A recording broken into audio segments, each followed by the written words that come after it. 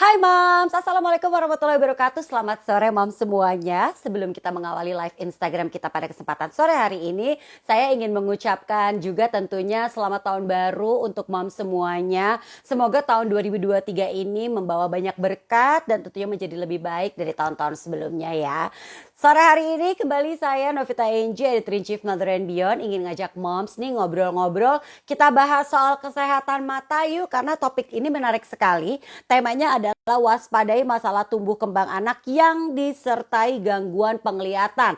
Hari ini kita akan ngobrol-ngobrol bersama dengan dua dokter dari PMN Rumah Sakit Mata Cicendo. Ada Dokter Lili Cahyani Tandiling.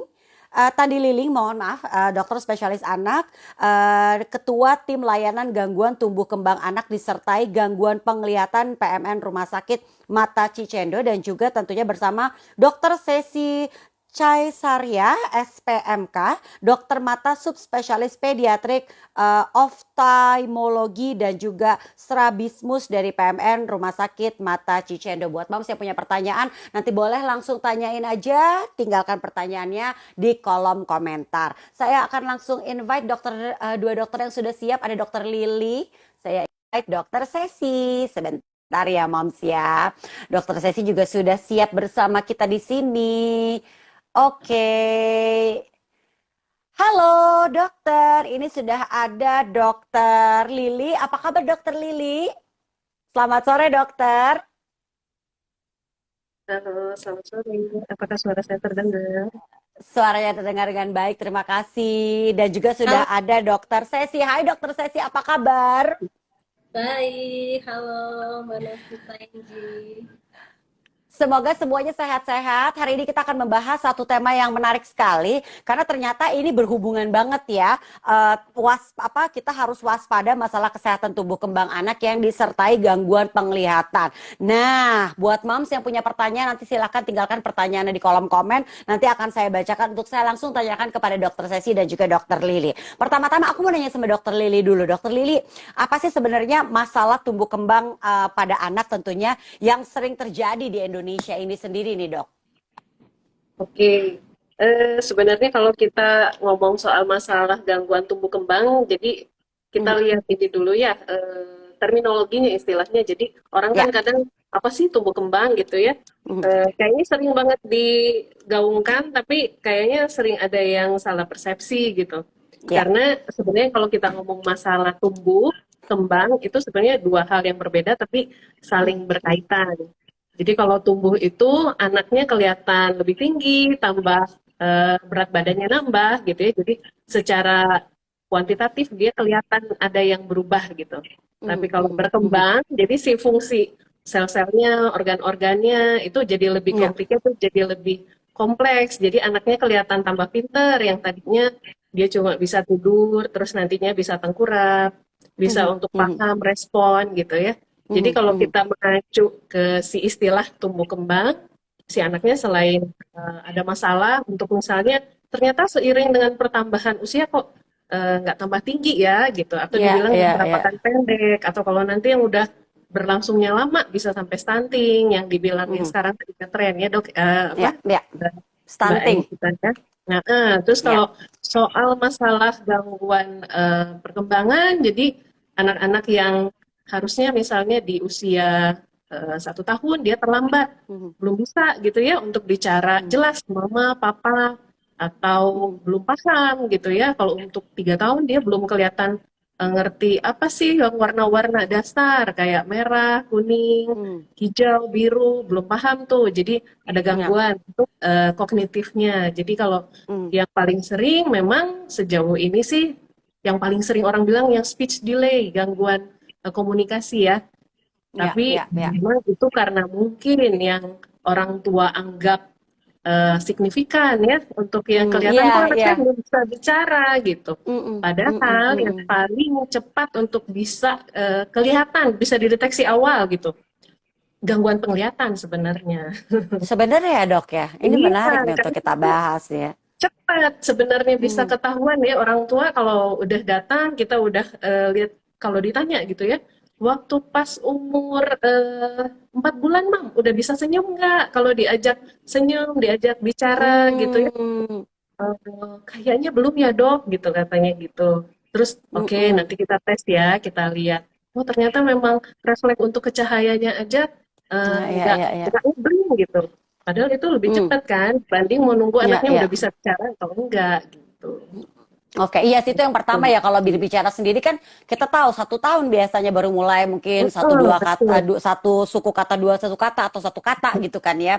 betul. Sementara kalau penglihatan udah dari awal. Nah, Dokter Lili dari sekian banyak masalah tumbuh kembang yang tadi disebutkan sama Dokter Lili nih ya, apa aja sih yang paling sering disertai gangguan penglihatan? Kita jadi pengen tahu nih, Dok. Oke, biasanya nih kalau anak-anak yang lahir, kita istilahnya bilang bayi lahir dengan risiko yang tinggi. Artinya pada saat masih dalam kandungan aja sudah ada riwayat tuh Mhm, ibunya kena infeksi misalnya, kena mhm, mhm, rubella atau virus-virus yang kita kenalnya TORCH ya, singkatnya ya, Toxoplasma, ya, ya. rubella, cytomegalovirus gitu ya. Biasanya kalau moms Mhm, yang tahu gitu ya, udah sering dengar kata TORCH, waspada tuh kalau udah pada saat dia hamil, terus dokter kandungannya ya, bilang, ini bayinya perkembangannya kurang bagus ya, Mam, kok berat ya. badannya nggak nambah dengan baik Mhm, gitu. mhm, Jadi ada risiko gangguan perkembangan si janin. Nah, mhm, kita biasanya harus lihat dokter anaknya pas datang, apakah anak dengan risiko tinggi ini muncul masalah-masalah gangguan perkembangan. Jadi yang mhm, sering karena yang berhubungan tadi kan dengan masa perkembangan otak pada saat ya, masih bayi atau masih janin ya. Kita kenal mhm, istilahnya itu cerebral palsy. Itu paling sering ya, tuh yang kami temui di sini di Rumah Sakit Mata Cicendo kan pusat rujukan mata nasional ya. mhm, Jadi mhm, mhm, masih datang mungkin dia pas screening karena bayi prematur misalnya gitu ada gangguan penglihatan. Tapi ternyata dokter mata anaknya tuh kayak dokter Sesi kan suka rujuk mhm, ya ke bagian anak. ya, Ini tracing nih dia ada kelainan perkembangan lain nggak? Oh ternyata iya karena mata kan salah mhm, satu modalitas untuk bisa iya, dapat iya, stimulasi perkembangan. Jadi ya itu mhm, yang paling mhm, sering Mbak Inji yang kasus ya, yang gangguan perkembangan disertai gangguan penglihatan.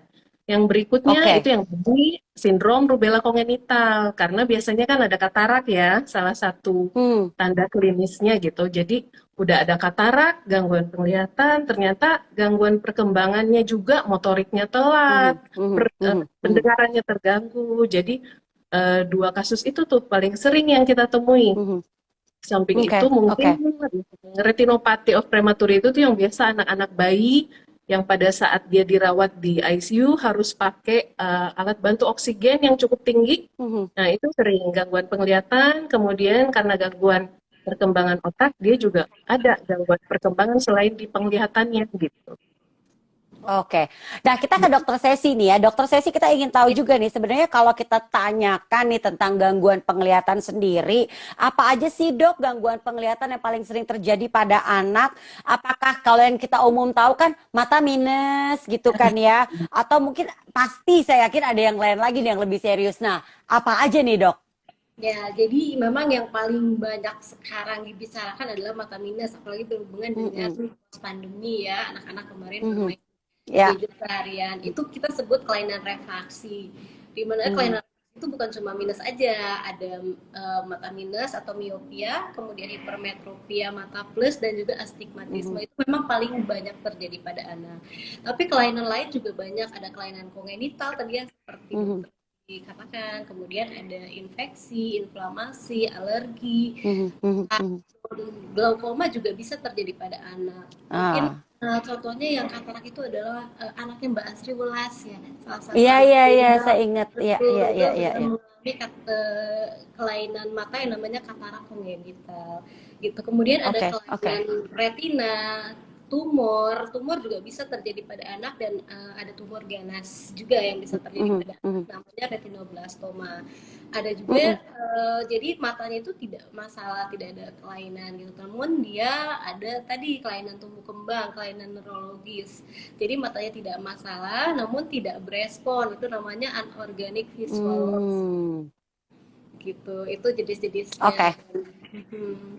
Oke, Dan oke. Nah, Dokter Sesi, kita juga ingin tahu nih faktor-faktor apa sih yang memicu munculnya masalah gangguan penglihatan anak pada anak. Tadi menarik juga Dokter Sesi sempat menyebut ada mata plus. Sementara kan kayaknya bukannya mata plus itu biasanya kalau untuk buat orang-orang yang sudah ya usianya 40 ke atas gitu kan kebanyakan kan Dok ya.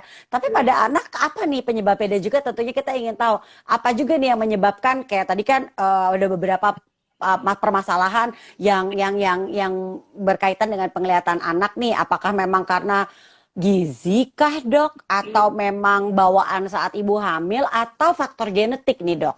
ya. Jadi kelainan untuk di mata anak sendiri bisa terjadi karena faktor genetik dan faktor Mm-mm. bawaan. Memang faktor genetik itu Hmm, pengaruh. Ya, tapi faktor bawaan juga bisa, misalnya terkena infeksi gitu. oke, Ya, oke. infeksi intrauterin. Jadi ibunya terkena infeksi saat Mhm. mengandung anak tersebut, itu juga bisa mengalami Oke, oke. kesulitan, terutama di 3 bulan awal. Jadi di trimester pertama, begitu. Oke, oke. Kemudian gizi pada ibu hamil juga itu harus diperhatikan. Penting ya. Itu penting sekali untuk pembentukan organ, itu terutama tadi ya di Mhm. trimester awal tadi. Nah, kemudian untuk yang mata plus pada anak itu berbeda dengan dewasa, Mbak Inci. Jadi kalau pada Oke, oke. plus pada dewasa itu karena daya akomodasinya mulai berkurang. Nah, kalau Mhm. pada anak itu alamiahnya dia dilahirkan dengan plus, kemudian Mhm. saat usia 7 tahun dia beranjak ukurannya menjadi 0 ke arah 0 gitu, ke arah kita Mhm. namakan Mhm. heterodoksi. Nah, pada beberapa anak itu daya akomodasinya terlampau kuat sehingga Oke. kebanyakan yang jatuh di belakang dari retina. Jadi kita tolongnya Mhm. dengan kacamata plus tadi, itu hipermetropia Hmm. ya gitu. Jadi akibat Oke. bola mata yang terlalu pendek atau Mhm. akomodasinya tadi terlalu kuat pada anak. Oke, nah cara kita mengidentifikasi kelainan-kelainan atau mungkin juga masalah gangguan pada penglihatan anak itu gimana caranya ya dok ya? Apakah kita bisa, kayak tadi kan sebenarnya dokter Lili juga udah menyebutkan ini kan sebenarnya permasalahan yang paling bisa terdeteksi duluan nih. Ya karena kan ini masalah penglihatan kan, lain kan kalau kita kita tahu speech delay kan setelah dia ngomong gitu kan ya. Apakah memang kita sebagai orang tua tuh bisa lihat langsung atau memang harus melalui pemeriksaan nih dok? Iya, betul. Ada beberapa tanda yang memang harus orang tua aware gitu ya. Jadi Hmm, anak hmm, dia tidak mengeluh biasanya gitu. Nah, dia tidak mengeluh, saya matanya hmm, hmm, buram hmm, hmm. sekali. Iya, heeh. Tapi kita sebagai orang tua harus mengenali tanda-tandanya. Kalau misalnya Hmm, anaknya masih kecil di bawah 1 tahun nih contohnya, hmm, hmm, biasanya di usia 3 bulan itu harusnya seorang anak sudah bisa mulai fokus. Jadi kalau hmm, misalnya hmm. taruh mainan tuh di depan matanya, digerakkan ke kanan ke kiri itu harusnya sudah mengikuti. Ah, betul. Itu yang dinamakan fokus. Nah, kalau 3 bulan atau bahkan 6 bulan dia belum bisa respon benda yang ada depannya, nggak bisa ngikutin, kita harus waspada ada apa nih. Ah, ya, ya, Itu ya, ya, untuk ya. anak yang kecil. Tapi kalau anak yang sudah besar, kita harus lihat dari tanda-tandanya. Misalnya anaknya sering nyipitin mata, nyipit gitu kalau Gini lihat. ya, ya, ya, ya, ya, ya, ya, benar, Betul benar, ya. benar, benar. Kita Ya, ya, ya, anak ya, tersebut nonton TV selalu mendekat ke arah ya, TV-nya. ya, ya, ya, Biasanya ya, orang benar, tua benar, benar. kalau marah itu, jangan deket-deket nanti matanya jadi minus. Hmm, hmm, hmm, Padahal itu biasanya anaknya nggak kelihatan, makanya dia selalu maju ke arah TV gitu. hmm, Atau hmm, tanda lain, misalnya matanya tadi juling, goyang-goyang, atau hmm, tanda khusus, misalnya ada putih di pupil matanya, itu harus segera hmm, diperiksa. hmm, hmm, hmm. Jadi memang Ya, orang berarti, tua, ya, hmm, ya, ya, ya, ya.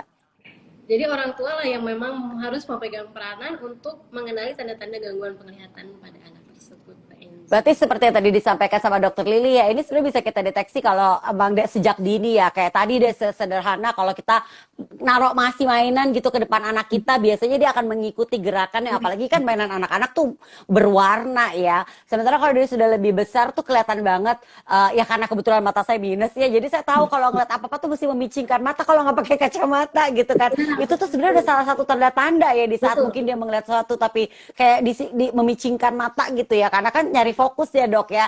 Itu Iya. sebenarnya udah salah satu tanda-tandanya ya. Oke, kita ke dokter Lili lagi. Dokter Lili, bener nggak sih kalau bayi yang terlalu lama berada di inkubator gitu dan menggunakan alat bantu pernafasan, katanya bisa memicu gangguan penglihatan nih pada anak. Ini mungkin bisa terjadi pada bayi-bayi prematur ya, yang biasanya akan ya mungkin akan sempat ditaruh dulu di inkubator gitu dok. Gimana dok? Apakah betul seperti itu? Ya, jadi eh, inkubator itu bukan kata kuncinya, tapi pemakaian oksigen Hmm, dengan kadar yang cukup tinggi dalam waktu yang oh, cukup lama. Jadi biasanya kan oke. memang identiknya bayi-bayi prematur ya, yang perlu untuk dirawat, Hmm. atau dengan dia nggak prematur nih, tapi gangguan pada saat lahir dengan gangguan Ya, pernapasan ya, yang ya, sangat ya, berat, jadi perlu ya. untuk pemakaian oksigen yang tinggi. Misalnya Itu kalau berpengaruh ya dok kita ya. baru karena memang oksigen Mm-mm. yang dengan tingkat yang cukup tinggi tersebut tadi, dia seperti kalau orang awam mungkin kenalnya bilangnya kayak meracuni si ada bagian mata yang kita kenal retina. Hmm. Di situ ada sel-sel yang Mhm, nantinya mhm, akan berkembang, berfungsi untuk mhm, penglihatannya yang lebih kompleks. Nah, di situ memang si oksigen yang tingkat tinggi ini karena pemakaiannya memang mau nggak mau harus gitu ya untuk mhm. keselamatan nyawanya si bayi gitu. Nah, itu harus cepat untuk dilakukan screening atau pemeriksaan fungsi matanya. Jadi begitu dia udah Oke. stabil, dokter anaknya udah lihat, oh cukup baik nih, udah bisa Mhm, mhm. ditransportasikan, misalnya diperiksakan oleh dokter mata, karena kan mungkin peralatan mata yang dipakai juga lebih kompleks ya dokter Sevi ya untuk Ya, melihat itu ya. gitu. Jadi jangan ditunggu lama-lama. Kalau bayi-bayi yang memang harus riwayat pemakaian oksigen level yang cukup tinggi tadi, karena memang Mhm. resikonya udah jelas retinanya bisa terganggu karena si ketinggian Pemakaian dari oksigen tadi ya. level Mhm. oksigen tadi betul. Jadi nggak cuma bayi prematur, tapi kata kuncinya yang memakai Ah, oksigen dengan level yang cukup oke. tinggi dan bisa saja cukup lama gitu ya. Oke, Gitu. saya jadi penasaran juga deh. Biasanya kan kita juga tahu kalau bayi-bayi prematur yang ya pasti cenderung jadinya kuning ya, gitu kan, bilirubinnya tinggi gitu kan. Biasanya kan akan masuk inkubator lagi nih dok, terus udah gitu kayak di sinarnya tuh ya makanya suka ditutup matanya pakai karbon. Apakah itu juga berpengaruh dok? Oh iya, sebenarnya dari si blue light fototerapinya itu Iya, sendiri dia iya, iya, sudah iya, iya. resiko Iya kan? ya untuk bisa Mm-mm, mm-mm. merusak ya. Tapi dengan si kadar bilirubinnya sendiri, misalnya dia nggak dapat fototerapi pun, itu juga bisa untuk merusak Oh si gitu. korteks penglihatan justru ya yang brain. Mhm. Jadi levelnya bukan yang di bagian mata, tapi Nah, bagian iya, iya, iya, iya. korteks penglihatannya justru di otaknya gitu. Jadi itu yang kalau Ah, anak kuning riwayatnya itu memang baiknya orang tuanya juga punya kesadaran buat diperiksakan lebih awal untuk periksa mata gitu ya. Memang mhm, mhm, biasanya sih kalau periksa ke dokter anak pada saat dia imunisasi gitu ya, mhm, dokter anak mhm, biasanya kan nanya tuh dulu riwayatnya mhm, lahirnya mhm, gimana, langsung nangis enggak, ada kuning atau enggak. mhm, Nah biasa ngetes yang secara kasar yang kayak tadi ya, dokter Sesi kan bilang mhm. ada mainannya baru umur Ya, sekitar ya. kurang dari 3 bulan digerakin gitu, udah bisa ngikutin nggak? Apalagi kalau yang mainan sekarang kan ada sinar-sinarnya gitu ya, kerlap-kerlipnya gitu. Jadi, Ya, ya, oh, ya, ya. kayaknya enggak nih dok. Biasanya ibu-ibu ada juga yang minta, iya ini dikasih mainan juga nggak ngikutin dok gitu. Oh ya, berarti Mhm.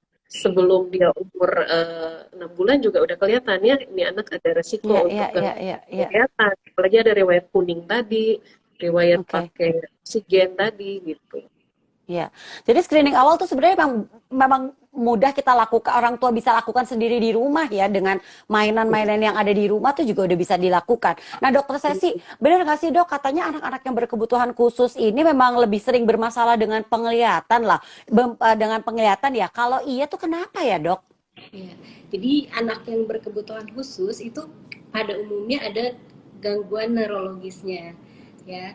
Nah, sistem penglihatan kita itu mata kita itu organ sensorik, jadi organ untuk memasukkan rangsang gitu. Nah, kemudian dia terhubung juga ke sistem saraf pusat ya otak itu ya itu sistem neurologis. Nah, pada anak yang berkebutuhan khusus karena memang sudah ada masalah di sistem neurologisnya di otaknya gitu, jadi si organ sensoris mata ini dia tidak berfungsi secara maksimal. Jadi mungkin sinar ditangkap namun tidak bisa diolah oleh otaknya. Oke, Ini oke, berhubungan baik. dengan kelainan neurologis. Oke, Jadi dibilang dok kalau tadi mata itu ya, ya apa jendela dok? Silakan dunia. dok dilanjutkan. Yes, betul banget dok. Ya, Betul, dia. tadi sudah kita bahas juga ya dokter Sesi mengenai anak dengan mata plus. Kalau yang minus kan tuh kayak udah banyak gitu ya. Ternyata plus tuh juga ada dan penyebabnya juga tadi sudah dikasih tahu. Nah, ini tuh bisa bisa diatasi dengan cara apa sih, Dok? Jadi anak-anak itu akan dipakaikan kacamata plus juga, Dok. Betul, kalau misalnya memang jadi ada kriterianya. Memang kan tadi ada yang alamiah, normal, 0 sampai 7 tahun dia memang ada plus dengan gradasi tertentu, namun ada beberapa kelainan plus yang menyebab kita sebutnya hipermetrop yang nantinya patologis gitu ya. Dia bisa menyebabkan mata juling gitu. Kemudian ya anak buram.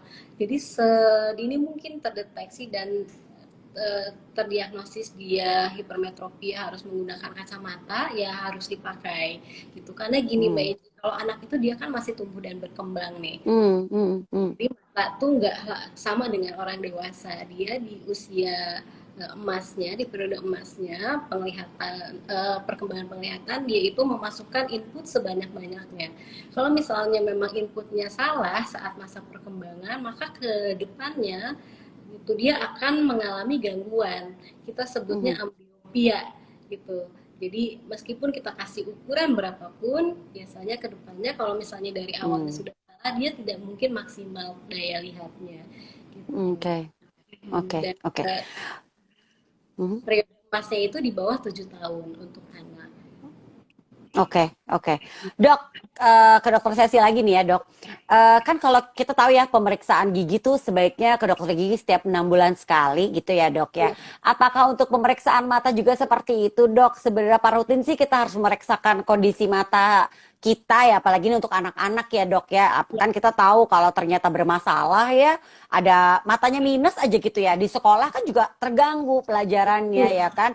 Atau anak-anak yang mungkin usia-usia mungkin belum sekolah tapi matanya minus itu juga berpengaruh ya dokter Lili ya terhadap tumbuh kembangnya dia ya dok ya.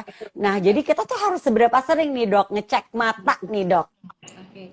Nah, memang sebelum usia sekolah, jadi pas anak TK lah ya udah kenal angka dan huruf 5 tahun ke atas preschool gitu itu kita biasanya anjurkan untuk memeriksakan matanya tajam penglihatannya bagaimana. Nah nanti di usia sekolah karena kan mata ini akan terus berkembang sampai 18 tahun biasanya terus Yes. memanjang, biasanya itu setiap tahun kita sarankan untuk pemeriksaan rutin ini bagi yang belum berkacamata. Namun bagi anak yang berkacamata atau punya tadi kelainan penglihatan nanti akan terjadwal rutin lebih sering dari itu. Misalkan anak yang berkacamata itu biasanya 6 bulan sekali kita cek, atau anak yang punya kelainan khusus, kelainan penglihatan khusus, biasanya 3 bulan sekali kita evaluasi. Kenapa ya? Karena anak masih tumbuh dan berkembang, jadi nggak bisa tanpa pengawasan istilahnya. Untuk bayi-bayi yang masih kecil juga itu bisa diperiksa untuk lihat dia daya lihatnya ada nggak sih gitu. Itu biasanya dimulai usia 3 bulan, 3 bulan, 6 bulan dan 1 tahun biasanya. Oke, oke. Dok, untuk mengatasi permasalahan mata pada anak nih seperti mata minus, kita kan tahu kalau untuk dewasa ada cara lasik ya dok ya. Kalau anak-anak tuh boleh nggak sih dok? Ya, ya karena tadi masalah utamanya adalah dia masih tumbuh dan berkembang. Minus pun biasanya ikutan berkembang sampai 18 tahun. Yes, Gitu. yes. Makanya untuk klasik sendiri itu tidak dibolehkan untuk anak yang matanya masih berkembang. Jadi harus 18 tahun ke atas gitu. Jadi di bawah 18 tahun Oke. pro dan kontra, tapi banyak yang kontranya karena memang masih tumbuh tadi. Ya, ya, ya, ya, ya. Ya, soalnya ya daripada bolak-balik ya dok, mending ditungguin dulu sampai memang usia perkembangannya berhenti gitu ya dok ya, baru dilakukan lasik. Karena kan kita tahu prosedur tersebut kan pasti juga nggak membuat anak nyaman, takut lah paling nggak ya nggak sih dok, ngeliat alat-alatnya kan. Jadi Percuma. untuk iya sih dok.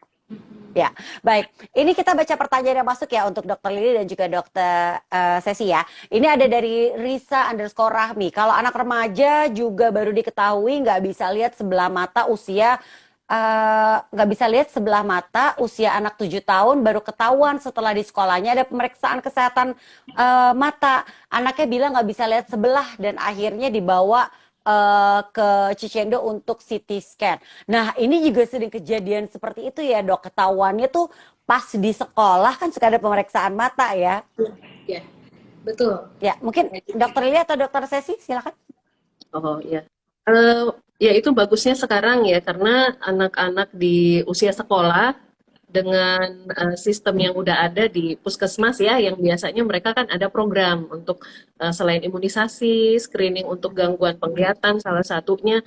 Memang sering pada saat usia sekolah, karena yang tadi dokter Sesi sudah jelaskan ya, berkembang kan ukuran bola Ya, matanya gitu ya, sel-selnya. Selain masalah minus, kadang anak-anak tuh karena mungkin kemampuan komunikasinya juga kan belum terlalu baik untuk usia yang preschool ya, tadi. Jadi iya. buram dikit dia belum bisa ngomong, mama buram gitu. Kalau orang tuanya luput misalnya kelihatan fine-fine aja ya, main gadget kan lihatnya deket tuh. Jadi nggak Mhm. kelihatan kalau dia di sekolah kan belajarnya papan tulisnya jauh misalnya. Iya, Nah di iya. situ biasanya memang baru orang tuanya dapat notifikasi dari guru gitu. Ini Hmm. kayaknya anaknya susah deh Bu untuk melihat, dia harus datang dekat ke papan. Jadi Mhm. memang kemampuan komunikasi anak sama kemampuan orang tua untuk bisa deteksi ini anaknya sebenarnya dia memang sudah ada nggak, karena gangguan penglihatan itu memang ada ya yang sebelum usia sekolah ya, yang seperti tadi dokter Mhm. Sesi bilang katarak ya, yang memang ada hubungannya dengan infeksi mungkin. Mhm. Jadi Mhm. sering belakangan pada saat sudah di Iya. sekolah orang lain deteksi baru kaget-kaget tuh biasa orang tuanya. Wah ini dari mana dok penyebabnya? Harus CT scan, Mhm. curiga ada tumor atau curiga Hmm. ada kelainan memang yang mendasari dari otak yang kemudian membuat si fungsi penglihatannya terganggu gitu. Oke, jadi pemeriksaannya harus melalui CT scan ya Kak? Karena kan mungkin yang paling paling umum kita tahu tuh adalah kayak ya ngecek mata biasa tuh dok gitu kan, pakai kayak alat gede gitu di depan mata kita. Tapi ini sebaiknya memang dilakukan dengan CT scan juga ya dok? Mungkin itu ada beberapa kelainan yang dapat Ah, menyebabkan eh, apa namanya gangguan penglihatan, tapi ternyata mhm, fokus utamanya itu di otak.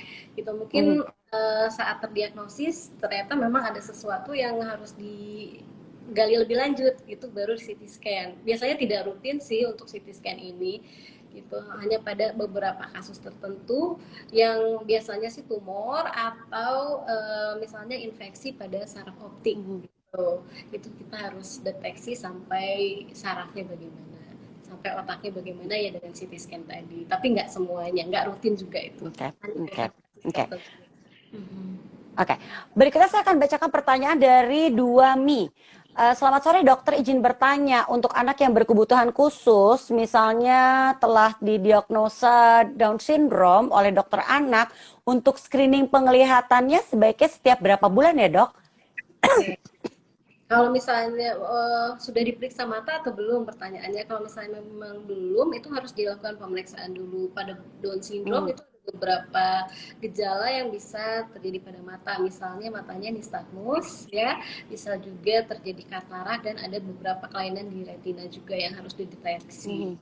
Hmm. Hmm. Nah, kalau misalnya sudah terdiagnosis, misalnya dia ada nistagmus, nistagmus itu adalah matanya bergoyang-goyang gitu, itu eh, kita biasanya kasih kacamata gitu, kemudian nanti dilihat 3 bulan sekali. Atau Oke. misalnya terdeteksi katarak itu harus Hmm. dioperasi. Jadi tergantung Hmm. dari apa yang kita dapatkan saat pemeriksaan. Tapi memang harus rutin diperiksa. Oke, oke. Berikutnya saya akan bacakan pertanyaannya. Dok, kalau orang tua yang punya riwayat mata minus atau plus, akan nurun nggak sih ke anak? Kalau plus tuh kayaknya kebanyakan usia 40 memang akan plus ya dok ya, walaupun nggak cepet ya dok ya. Ada yang 40 sekian gitu kan ya.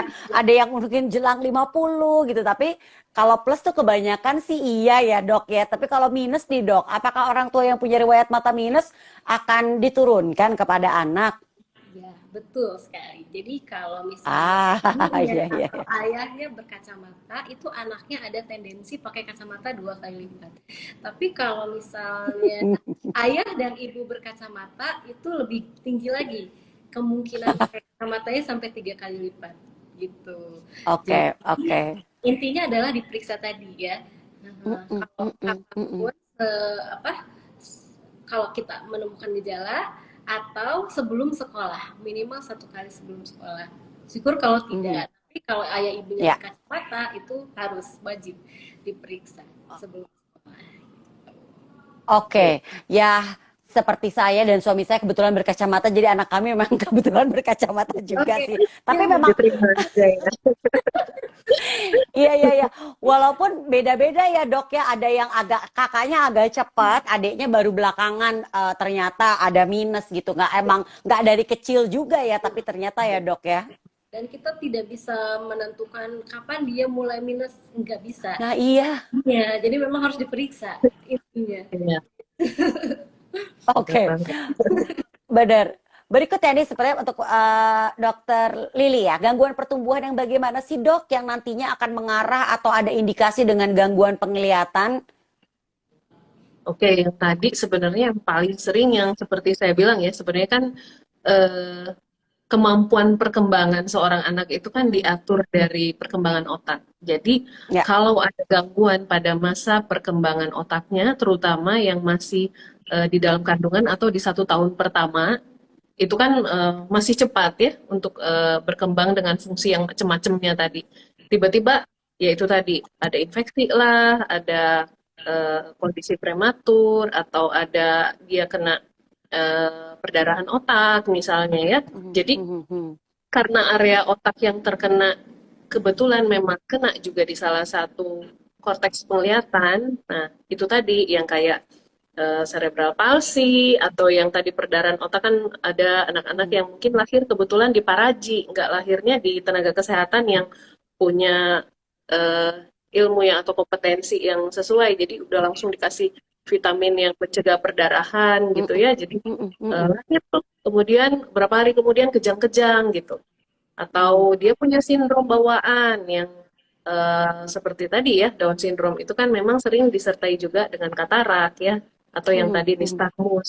Jadi Oke. kondisi-kondisi di mana yang menyebabkan gangguan pada saat proses perkembangan otak di saat otak itu lagi berkembang dengan sangat pesat dari masa janin Mhm, sampai mhm. kemudian di 1 tahun pertama kehidupan. Nah, itu resiko tuh. Dia ada Oke. gangguan pertumbuhan disertai gangguan perkembangan. Kalau pertumbuhan kan lebih ke yang tadi ya ukuran anaknya tambah gede secara berat badan, secara Mhm, tinggi mhm. badan. Lebih ke arah gangguan perkembangan disertai gangguan penglihatan. Oke. Oke. Aku mau nanya lagi ke dokter Sesi nih berkaitan dengan mata minus. Kadang-kadang tuh kita sering, ini sebenarnya terjadi juga pada saya nih. Jadi anak saya pertama dicek ada minus, tapi setelah berapa lama minusnya hilang. Emang minus bisa hilang ya dok? Dan satu lagi nih, hampir lupa ditanyakan kan selain minus plus yang paling umum ada juga silinder ya dok ya. Nah itu apakah anak-anak juga bisa tuh silinder matanya silinder juga atau gimana nih dok? Ada juga yang cuma silinder doang nggak ada minus. Nah itu gimana tuh dok? Ya, bisa banget. Ya, jadi Hmm. mata anak itu bisa untuk kelainan refraksi tadi bisa mata minus. Mata minus itu berarti Mhm. sinar yang masuk dia bayangannya jatuh di depan retina. Nah, Ya, ya. kemudian kalau mata plus itu di belakang dari retina. Nah, kalau Hmm. silindris itu ada 2 titik yang berbeda bisa di depan atau di belakang retina. Itu Mhm. harus Mhm. kita koreksi pakai lensa silindris tadi. Biasanya yang paling Mhm. banyak di sendiri adalah gabungan miopia dan silindris dan astigmatisme Mhm. gitu. Ya, itu bisa terjadi pada anak semuanya, Mhm. mata Mhm. minus maupun silindris. Tapi kalau mata plus itu biasanya kalau misalnya terjadi pada mata apa di bawah 7 tahun itu kedepannya bisa berkurang. Nah, tapi kalau mata Oke. minus biasanya tidak berkurang, Hmm. malah Oke. seiring dengan tadi karena kan tadi Nambah. bayangannya jatuh di Ya. depan retina tadi ya. Seiring Mm-mm. dengan matanya tumbuh semakin panjang maka si minus itu akan ikutan gitu. Hmm, hmm, hmm, hmm. Nah, untuk Oke, oke. sekarang isunya adalah si mata minus ini akan lebih cepat berkembang pada anak-anak yang sering bermain dengan gadget. Itu salah satu Ah, iya, nah, itu isu yang paling heboh saat ini. betul. Betul. Gitu, Makanya kalau apalagi kita lihat sekarang tuh banyak ya dok ya anak-anak berkacamata ya. Karena kan banyak. kalau zaman dulu kan anak-anak main game tapi pakai TV gitu kan. Kalau sekarang kan dengan gadget gitu kan. Jadi semakin dekat tuh itu juga salah satu penyebabnya ya. Oke, saya akan bacakan satu pertanyaan terakhir dari Fajriatus Suroya. Mungkin baru bergabung, mungkin bisa dijawab sama Dokter Lili. Apakah gangguan penglihatan juga karena faktor asupan makanan ibu saat hamil? Oh iya, ada hubungannya memang, Hmm. tapi tidak selalu, tapi memang meningkatkan resiko ada gangguan pada saat ibunya kurang nih, kayak asam folat ya, secara tidak langsung itu kan Hmm. memang diperlukan sekali untuk pembentukan otak. Jadi makanya biasanya kalau standar nih berobat atau kontrol kehamilannya ke dokter kandungan atau bidan lah minimal, Hmm. dia pasti akan memberikan suplementasi untuk zat besi, asam folat, karena memang Hmm. makanan dengan vitamin yang terkandung di dalam itu ada unsur-unsur tadi, itu akan membantu proses perkembangan otaknya lebih baik. Nah, kalau misalnya kurang atau dia nggak dapat suplementasi malah ya, nah itu jadi kurang nih, kita ibaratnya kalau mau membuat adonan kue terus kurang gitu Ya, terigunya, kurang gitu gulanya, iya ya sih. jadinya yang kejadiannya ya nggak bagus gitu ya. Jadi memang Hmm. ibu pada saat mulai bahkan sebelum hamil gitu ya, kita kan Iya, iya, kenal iya. remaja-remaja tuh kalau dari data yang dimiliki IDAI memang remaja di Indonesia banyak dengan anemia kekurangan zat besi. Jadi Hmm. itu kan memang penyebabnya karena kurang dari asupan makanan yang mengandung zat besi ya. Pada saat si calon ibu tadi tidak cepat ditangani untuk kekurangan zat besinya atau unsur-unsur mikronutrien lain, pada saat dia menikah, kemudian dia mau untuk mempersiapkan kehamilan, ya Hmm. itu tadi ya yang terjadi, anaknya lahir atau dikandung dengan kondisi kekurangan zat-zat tadi, bukan saja mengganggu untuk Hmm. perkembangan otaknya, tapi berat badan, mungkin anaknya lahir dengan berat badan yang kurang. Hmm. Hmm. Standar misalnya yang normal minimal 2,5, ini kurang dari itu. Kemudian zat-zat yang lain, ibu kan banyak ya pada saat hamil tuh mual muntah berlebihan gitu. Ya, Nah jadinya makan tuh cuma bisa yang tertentu, ya, ya. jadinya asupannya kurang. Nah, Hmm. sedangkan zat gizinya kan dibutuhkan untuk si anak ya. Ya, ya, Nah, betul, jadi memang betul. eh, nyambung, cuma memang ada saja kadang dilihat kok orang yang hamil di misalnya pedesaan yang jauh gitu ya, yang kemampuannya tidak begitu baik untuk mengakses nutrisi yang baik, tapi ada saja yang lahir tidak ada masalah. Tapi secara Hmm. teori zat-zat nutrisi tadi, zat besi, asam folat itu dibutuhkan untuk kematangan Ya, pembentukan sistem saraf, pembentukan ya. otak si anak gitu.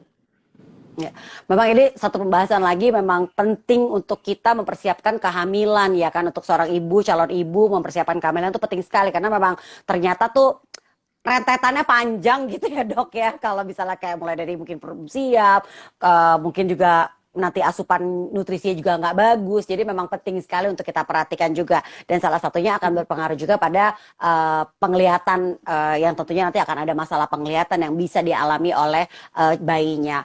Aduh, menarik sekali obrolan kita. Sayang waktu kita terbatas. Saya ingin mengucapkan terima kasih tentunya untuk Dokter Lili Cahyani Tandililing SPA, dokter spesialis anak, ketua tim layanan gangguan tumbuh kembang anak disertai gangguan penglihatan PMN Rumah Sakit Mata Cicendo dan juga Dokter Sesi Caisaria SPMK, dokter mata subspesialis pediatrik oftalmologi dan juga strabismus PMN Rumah Sakit Mata Cicendo dan juga sekaligus saya juga ingin mengucapkan happy anniversary buat Rumah Sakit Mata Cicendo ke Terima 114 ya kasih. luar biasa ya. Happy Mudah-mudahan kita anniversary ya. Atas kesempatannya untuk kita nih.